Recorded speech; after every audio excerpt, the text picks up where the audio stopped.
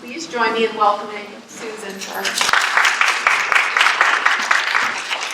Thank you all. I just have a question about the overhead lights. Are they necessary in order to film? Because it's kind of, it makes the slides difficult to see. Can you still film? I weren't really seeing it. Well, I was in the back row, but it's just a question if there's an overhead lighting. See, designers, we always want to change the space. Exactly. Well, unlike Carla, I zipped through my interior design studies at Kean. It only took me 8 years. So I don't think that's so unusual today because everybody's kind of juggling things. And when I had a wonderful experience at Kean, really, because my teachers were a combination of professional educators and also practitioners who were coming in and giving us their experience about their work life. And also the students were a great mix of ages and cultural backgrounds, so they fed into this wonderful learning experience here at Kean, and I hope you all are getting the same benefit. And I think what struck me about my time at Kean is that there is one idea that kind of bubbled up. Can you all hear me? Yes. Okay. There's one idea that kind of bubbled up for me, and that is design is not so much of a noun describing a process, program, schematics, design development, documentation, and on and on. We're a verb. I'm going to design something. I'm going to create something. As it was, what became evident for me is that it's an adverb. It's a way of describing thinking. Because what I found was that designers think differently than other people. And other people are more linear thinkers. If they have a problem to solve, they'll go from A, like climbing a ladder, to B, to C, and they're not going to go to B until A is done. And designers go at things in a very different manner. We kind of like Pac-Man or something. Oh, I hit a wall, go this way. Oh, that won't work, I'll try this way. And usually we don't go straight forward. And this was really brought to light for me. I had the benefit of being in leadership positions in the International Federation of Interior Architects and Interior Designers, that's a mouthful, and ASID, and traveling around the world and talking to students and practitioners and educators. And what I noticed in working on projects with them, everybody thinks the same way, designers. They think in this design thinking circular way. Now we have background. And it's a wonderful thing. And when I was asked to present, I was thinking that, well, we ought to change this conference and call it that, because that's what we do. So I picked one of the projects that my firm has worked on for a case study for you, and it's the Rock and Roll Hall of Fame Library and Archives. And I didn't pick it because it's only rock and roll, and I didn't pick it because it was a design eventually to be a LEED, submitted for a LEED certification. And I didn't pick it because it just won the 2014 Gold ASID Award for Design Excellence. But I picked it because it demonstrates more than any of our projects the ability, what design thinking will get you in your practice. And I hope it gives you some ideas. So when the people from the Rock Hall called me and said, we need to design a library and archives, and we heard you were the person, please jump on a plane and come to Cleveland. And this is what I saw, this beautiful, iconic glass pyramid designed by I.M. And I just thought, wow. And so I asked them to show me the library and archives, and they said, well, we don't have it because there's really no space in this building, even though they said that room was that's suitable for library and archives. And I said, okay, so let me talk to your librarian and your archivist so we can understand what you need. And they said, well, we don't really have a librarian, and we don't really have an archivist. I said, okay, so let me see your collection so we can see what space needs you have. And they said, well, it's it's not really here. Some of it's in New York, because they had a New York Board of Trustees, and some of it's in a warehouse, and so we don't really know what it is. And I thought to myself, so let me see. They want me to design a space. They don't know what it is. They don't know who's going to use it. They don't know how it's going to work. They don't know what they need. This can't be good. It's not going to be a good design outcome. So I had a choice. I could have either said, I'll see you guys later, and when you get everything lined up, give me a call and I'll come back. Or I could have said, let me see if I can help them get those answers. So you know what I did, right? Design, well, I chose the latter. So I called on, again, leadership training that I've had benefit from through ASID to lead them through a strategic planning cycle to get them to a mission statement and a vision statement. So at least they could articulate, this is what we want the Rock Hall Library and Archives to be. This is what it needs to be. And then I thought, well, that's a start, but who's going to use it? How do we know what it needs? How do we know what kind of security it needs? How do we know what materials you need to collect? So what I did was convene a focus group of musicians and museum librarians from some of the most prestigious, I didn't know what they were, music libraries in the country, but this list tells you that. So there was research all the way through this. We brought them into Cleveland and we said, what is your library and archives? What do you think this one should be? All that research was captured, passed around, agreement was reached. And then we said, I said to them, let's call in some people who are likely to use this facility. So we had focus groups with students, focus groups with the music industry people, focus groups with fans. Those are those screaming people on your left. Because the people in the Baseball Hall of Fame said many of their questions come from fans, and fans need to know stuff too, right? And a focus group of journalists, researchers, people who are doing serious scholarship about rock and roll. So then I said, well, let's go see what other people are doing. So I called up the Baseball Hall of Fame and said, hi, you don't know me, but I want to bring these people from Cleveland and to see our library and archives. And then we took a trip to Nashville because the Country Music Hall of Fame had just been built. And we toured through that and we got a better sense of some of the challenges they would face in storage. These materials are valuable. They need to be secure. Theft is high. It's usually from inside, from the staff. If there's ever a weather disaster, I mean, even back then, people were talking about that. How would they control the climate to preserve these materials? It's a very technical set of needs for this project. So what did any of that have to do with design? It's not, I'm asking you. What? Somebody say it again? Everything. How so? Is that what you think as the beginning of a design project? Yes. Programming, exactly. Programming, and when a client doesn't have a program, you have to help them get, or at least be able to articulate what that program is. Right, it's all part of programming. That took a long time, which was fine. It was fun too. So they said, okay, we think we can articulate a program, and we have a written program, and they were working on collection development policies. And so they said, well, let's look for a site. And we said, well, let's start with your building. So if you were an archivist and somebody said, we're going to build an archives in that building, they would faint. Because that building is literally built in the water. And that's the back side of that building, which is in the lake. And that's where all the staff offices are. So it was, if they had the room, it just was not ideal for an archive. So then they said, well, can we build an annex on the lakefront? And they had a piece of land adjacent to the museum that they shared with, it was commonly held by the Science Museum across the way uptown. top.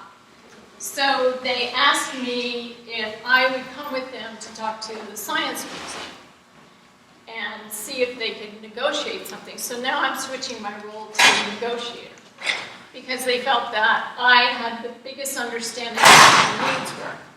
And then they said, well, while we're doing this, we should hire an architect. So that's another reason why this project is unusual, because the interior designer was hired before the architect, and that's not usually the case. And so the architect said to me, okay, we'll do a feasibility study. How much space will we need for the collection? I said, I don't really know. And so the curator and I jumped in the car, drove out to the warehouse in Cleveland, started climbing around boxes with measuring tapes that were labeled things like records. And I said, does this mean like records, like 45s, or does this mean paper records? Because those are very different storage requirements. And then I had to research non-traditional material storage. And library storage is very set and exact. But I was dealing with so many different formats of materials, so I had to locate people around the country who could give me statistics on what fits in what space. So the feasibility study was fun, I'll say. The architect they hired was the architect of record locally in Cleveland when they built the museum, so he was familiar with the museum and familiar with the client, and he was a great partner throughout the project. So they looked for other partners when the museum didn't work out, the Science Museum, and they had been doing educational partnerships with Cuyahoga Community College called Tri-C in West Cleveland. So they started talking to them about partnering with them to bring the library and archives to that campus. And Tri-C said, yes, that's great, you can have this space. So we started doing schematics, and it turns out the space was in the basement. And the people in Cleveland and New York said, that's not going to work for us. That's not what we need. And then Tri-C said, well, okay, we can give you a more prominent space. We can give it to you in our new building. We'll give you that silo, that glass silo on the left. And I like a challenge. So we started doing design concepts for that space. And we said, okay, this looks pretty cool. And then when we started doing the schematics, it was so clear it was the opposite of what you need for a functioning space for a library and archives that I just went back to the Rock Hall and said, this really is not a very good fit for you. So that one fell through.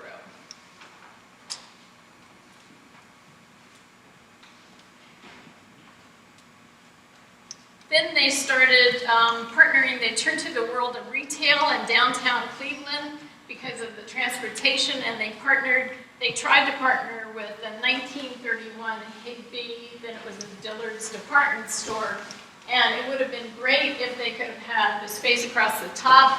Most of the libraries are rectangular in space, but the space they gave them, I don't know if you can see this in this light, was this kind of L-shaped space here in the bottom.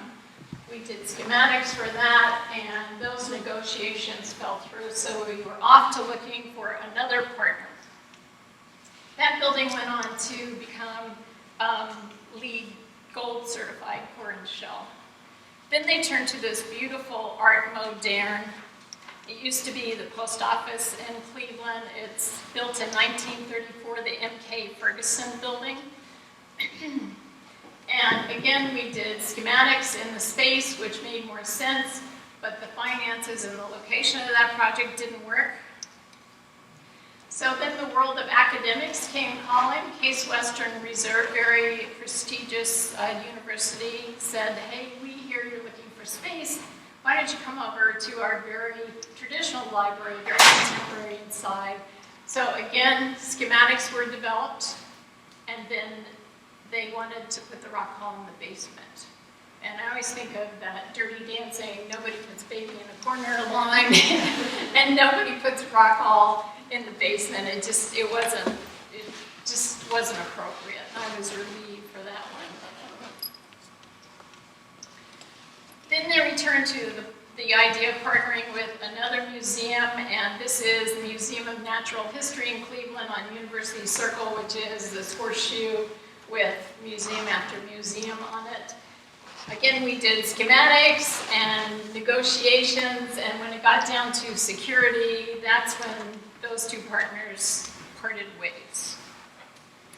So the interesting thing about this project is before anybody spoke a word about sustainability, the Rock Hall was making some very sustainable moves. They were trying to support their community by partnering with somebody in the community. They were looking to share services of staffing or buildings. They were looking to locate in an existing building, ideally. So there were really sustainable initiatives on their part. And that's when sustainability crept into this project. So my role through all of that, was that really design? No. Why not? It was the research. It was the research before. So you need to know design in order to... Pardon? You need to know design in order to know that there's spaces. Right. You needed to know design. You needed to go through the schematics, right? Because we'd already done the program, and they were trying to fit the program into 7 different venues. So that definitely was part of design. And the fact that they were looking at me as a trusted consultant and wanted me in the negotiations, then I would say, okay, you're really stretching it. But if you are, as Carla said, a problem solver, and you're on the team, it's a good place to be.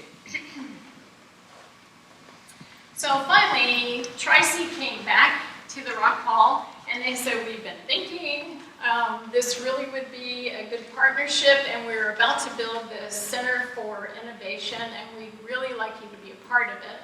And we would like to you to rent the space. You can guess which space they rented, because it's the right side of that building. The people from New York who are on the New York board, these are all the music heavyweights, Jan Winter, Clive Davis, these are all record company executives who really drove the final decision, said, we want this building to look like the beautiful building I.M. Peg designed for us, and then they insisted that the glass was put in this building, which kind of got us, I was laughing to myself, a little bit around a full circle, so we have all the same issues that caused them not to locate in the museum in the first place. But so, this was the final location for the library and archives, and that's what it looks like today. When we got that space, we started schematics. We were given a logical space to design. I don't know if you can see this in this room, but that corridor is slicing through the space horizontally. The space to the top of it is the Rock and Roll Hall of Fame space, and that's really the working area of it. It's not public space, it's where they bring materials in on a dock. Everything has to be secured, everything has to be locked behind it. And the space is designed very linearly. Is that a word? Linearly? So that staff is not walking backwards, because materials come in. They are stored in that first block to the top right. Then they get inspected to see if they're harboring any mold or mildew or anything that could spread throughout the collection. Then they go into a lab across the hallway where they use chemicals perhaps to treat them. And finally, they are put on dollies and they're going up that elevator. So that space is like 1, 2, 3, 4. This is everything that happens before you'll see anything in the collection. And security, high priority. So this was a tricky space. This square space started out very clear entrance in the center of the space. Will this animate? Yes, okay. And then the space had to be moved to where it is. The door had to be moved. So the basilica plan, which I could have worked with, was completely thrown off. And then those red arrows are pointing to the permanent walls that jutted into that space. So that space is like 2 squares joined together. And it was really a difficult space because, again, security. Security is utmost important.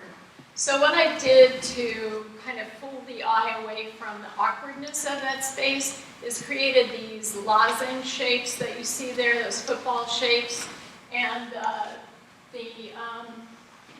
have to look over here. So the dotted line is a change in flooring, and above it is a change in ceiling, because my approach to this was, in sustainability, use as few materials as possible. If you can get people into a space without hanging signs, and just like make them intuitively aware of where they need to go by design features or lighting, that's the way to do it. So I had wanted no ceiling tiles, and I had wanted concrete floors with no flooring, but that's what I proposed, and it was rejected. They had a more academic kind of vision for the space, and I had to swing that little arrow. Up there is the service desk. I had to rotate it out into the space so the people working there could see into all the corners. This is the second floor. The offices are on the perimeter so that they could take advantage of natural light. We put individual desk lights in each room because on most days they don't need to turn on the lights. And the space in the center is a climate-controlled space where the archives are stored in high-density shelving. And this was also a selling space. So if they're bringing Yoko Ono up there and they want to show her that whatever the paper napkin that John Lennon penned lyrics on is going to be very safe and secure, they would bring her into this conference room and tour her only with staff through the archives. And then the rest of the staff who's working could stay out of that whole conversation. That circle is the staff area, and those are windows down into the public area. And you could see that the glass walls go up into the second floor. So the archives had to be completely enclosed so the light would not go into them. The third floor is dedicated archival storage. Went to design development. We wanted to make the entrance in this very academic or looking, not academic, institutional looking building. We wanted to make it distinctive. And what you will probably never see in the Rock and Roll Hall of Fame, because it's in the staff entrance, are these walls where every performer and lecturer has scribbled their names and things, and it is just cool. It's one of my favorite things about the Rock Hall, and I thought, that's so great, but nobody ever gets to see it. And so why don't we bring that idea in here and have all the musicians and the performers sign it. That was vetoed. A lot of times in design, your ideas, and if you think you understand something that the client wants, you may not. And so it's good not to hold on to concepts too long. The other thing I wanted to do is, because the entrance to the facility is within a shared hall, is to create something dramatic to signal to somebody entering either side of that corridor that this is where the Rock and Roll Hall of Fame Library and Archives are. And so I designed a dimensional, you can see that steel sheet above the sign popping out from the wall. I had lights so that the logo, which was being developed as we spoke, were highlighted, and this big tongue canopy. That got vetoed by the college. So I dialed it back and just gave them a stainless steel canopy, backlighted with LED lighting, and the logo was then developed, so I put it on standoffs on there. For the interiors, we wanted to use, of course, music as a design inspiration, and so for the design program, they said they needed to be, above all, functional, secure, not too literal about rock and roll, more of a balance between hip and academic. So we used that guitar fretboard to design a service desk where people would get help from the staff, and we thought by creating a huge graphic on the wall, life-size graphic of artists, people would know instinctively, oh, I'll go there, drop the ceiling, light it, they would know where to go. Well, the Rock Hall didn't want to put anybody's faces on there because they said, well, if we put Rod Stewart's face on there, and then, so the guy from Led Zeppelin's going to complain. I said, okay. So we came back and we just took Springsteen's body, cut off his head. We put no faces on the mural, and we presented it to them. And you can see we moved to digital and now explored color schemes, and this was the approved concept, but they said the mural made them nervous. They weren't 100% sold on that. I had, I'll get to and finish this. This is a security desk concept. As you enter, they weren't quite sure what they would ask for people, probably car keys, driver's license. When you go into an archival facility, you have to take your coats off, your jackets, your backpacks. You have to lock them up because you can't stash materials. And they're very strict guidelines about that. I put a slide in here about research because if you haven't gotten that by now, this whole project moved forward only by research. So learning nothing else from school, and I know you're learning so much more, is the ability to research, to find collaborative partners, find people who can give your client or you answers when you don't know what they are and you're clearly out of your wheelhouse. It all comes down to reaching out, researching, and collaborating. That's just our little research guy keeping me on foot. He keeps us real. Then we moved into design documents. We had a great relationship with the architect. Again, they were generating docs in Cleveland, emailing them to us. We would overlay the drawing on the right is our overlay of the entrance to the Rock Hall through the building facade, send them back and forth. So our design detail drawings were just incorporated into the final sheet that went out for bid. Service desk and most of the casework that we designed was a little bit unusual,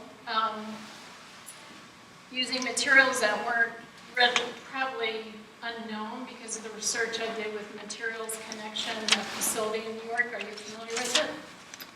If you're not, write it down, Google it. It's like a library of new materials that are sustainable. So we started doing the Materials Connection with an X. We started doing the casework drawings, and we just kept doing casework drawings till our eyes crossed, and they actually are readable. But the reason is this was going out to bid with the architectural package, and it was going to be constructed probably by somebody in Cleveland, and I could not get to the workshop to periodically, as much as I would have liked to see the design come to be. So we were just trying to avoid problems.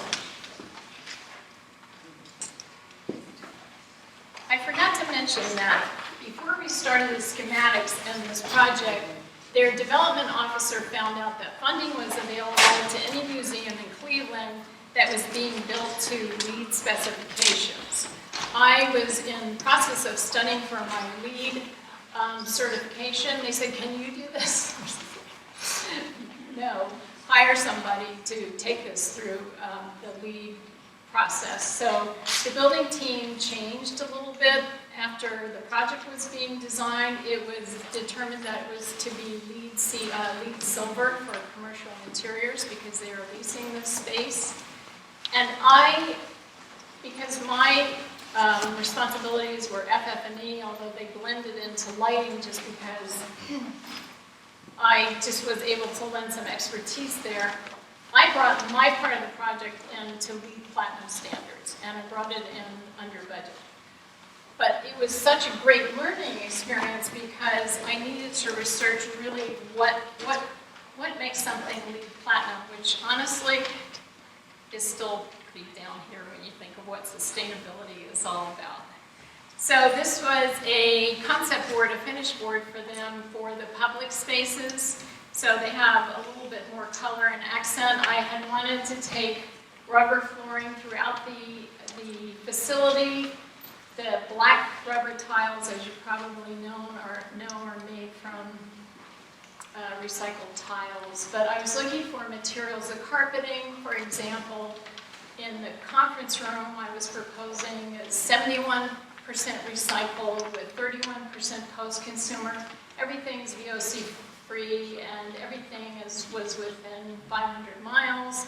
And I just worked with manufacturers after we really got into this to control what was used on this project, and I was determined not to use any plastic laminates at all. So most of the furniture is wood and steel, and using some of these new materials. You can see it here above this wood block. That black doesn't show up, but it's a composite of after-consumer recycled aluminum shavings, really beautiful.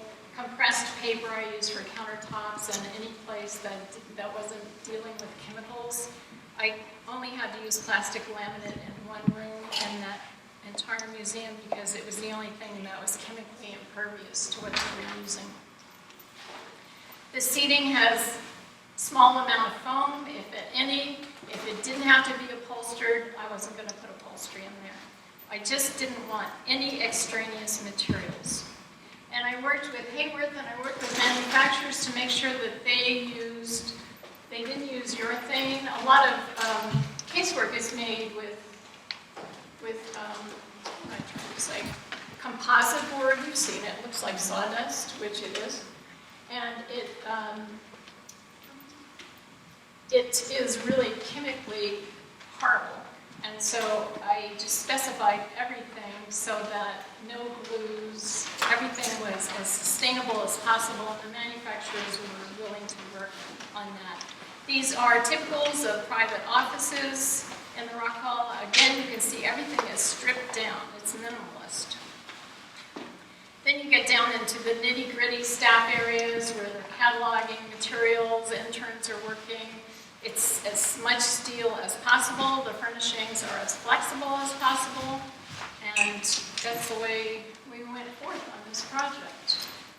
This is that corridor, the entrance to the common hall shared by them, the construction of their entrance. This is the finished. The college liked the idea of the concrete, so they brought it out into the shared space, and they liked the idea of the big mural, so they adapted it for their space. This is the only place plastic laminate is used in this project. This is the conservation lab with chemical storage.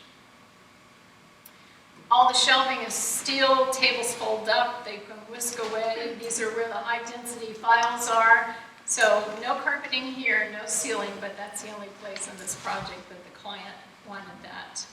These are sound and film editing labs. This is all custom casework because I could use lumber core instead of press board.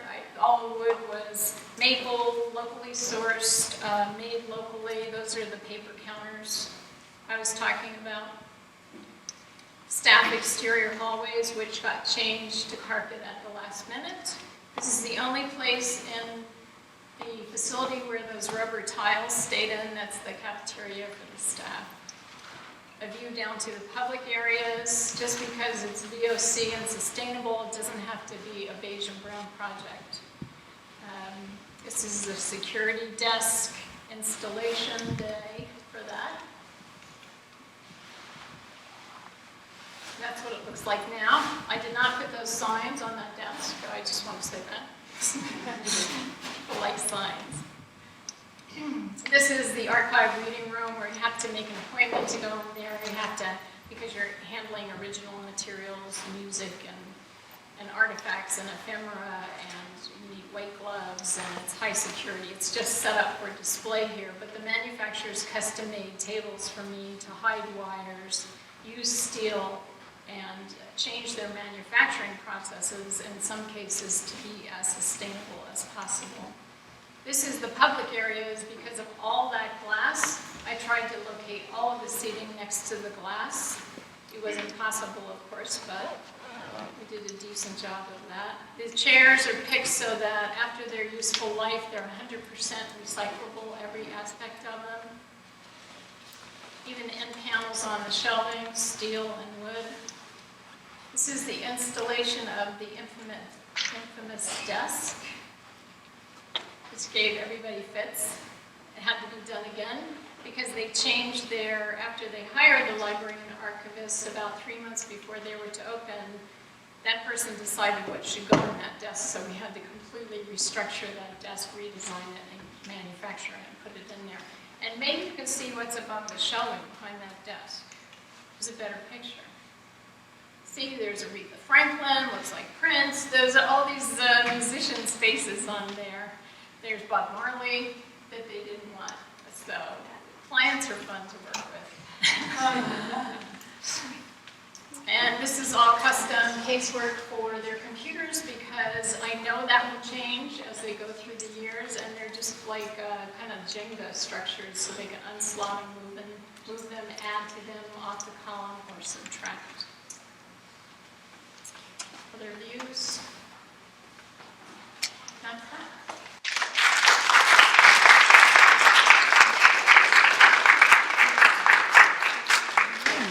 So I don't know about the timing, if there are questions, and they need to go to them. It's 2:45. We have 2 or 3 minutes if anybody has a few questions. Any questions? Yes. The website source we were talking about earlier for the sustainable materials. Materials connection. Materials connection. Yeah, it's right in the city. I took my class to it one year, and it was a lot of fun. Materials connection. Yeah, you should know that. It's good. Other questions? Like altogether, from the time that you first on that plane to the end, how long is it about? 10 years. 10 years? 10 years. Don't forget there are 7 venues, or, yeah, 7 venues. The project actually halted for 2 years. And I thought, oh, and museum directors changed, the board in Cleveland changed, decision makers changed. I hung in there. Yeah, 10 years. That's actually kind of an ideal client when you think about it from a business standpoint, right? Thank you all very much. If you need to see me, you can talk to me